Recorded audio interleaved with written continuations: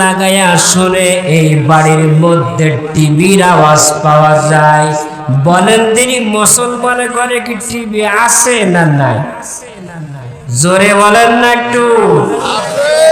এই তো আরে বন্ধুরা, ঘরের মধ্যে টিভি আছে। চোরাই চিন্তা করে আমি যদি এই ঘরের মধ্যে ঢুকি, মার একটাও নিচেই পড়বে না, সব পিঠের পরে পড়বে। কথা বলেন। চোরাই চিন্তা করে এই বাড়িতে চুরি করা যাবে না। তিনি আর এক বাড়িতে রওনা করলেন। যা দেখে সেই বাড়িতেও রঙিন টিভি বড় সাইজের লাগানো আছে। এখন তো ওয়ালে লাগাচ্ছে। কথা বলেন। দেখতে দেখতে ঘুমায়া যাবে। ওই অবস্থায় যদি মৃত্যু হয়ে যায়, আল্লাহর বেহেশতের দরজা সব খুলে দেবে। তা কি খুলে দেবে? জাহান্নামে যতগুলো দরজা আছে সব খুলে দেবে। ঢোকো।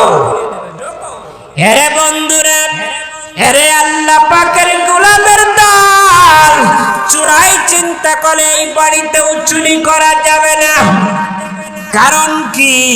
এখনো টিভির আওয়াজ চলতেছে। এই বাড়ির মধ্যে ঢুকলে মার একটাও নিচেই না, সব পিঠের পরে পড়বে।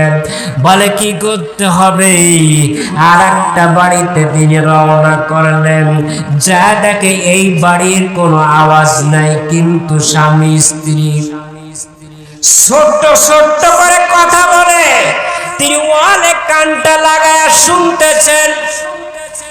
স্ত্রী স্বামীকে বলতেছে, স্বামী আমার, মেয়েটা বড় হয়ে গেল, মেয়েটাকে বিবাহ দিতে হবে।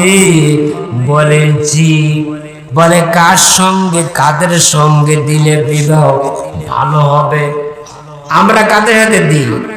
যে দৈনিক 3 বার থেকে 5 বার করে দাড়ি আছে। কথা কন না কে?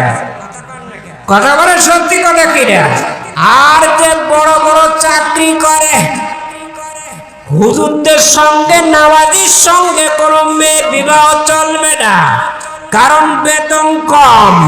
এরে আল্লাহ পাকের গোলামের দল, চোরাই সব শুনতেছেন যে এই মেয়ের কথা তার বাবা বলতেছে, আমার মেয়েটা আমি বিবাহ দেব একটা নামাজির সঙ্গে। হাদিসের মধ্যে আছে, যে ব্যক্তি 40 দিন পর্যন্ত জামাতের সাথে তাকবীরুল্লাহর সাথে 5 ওয়াক্ত নামাজ আদায় করবে,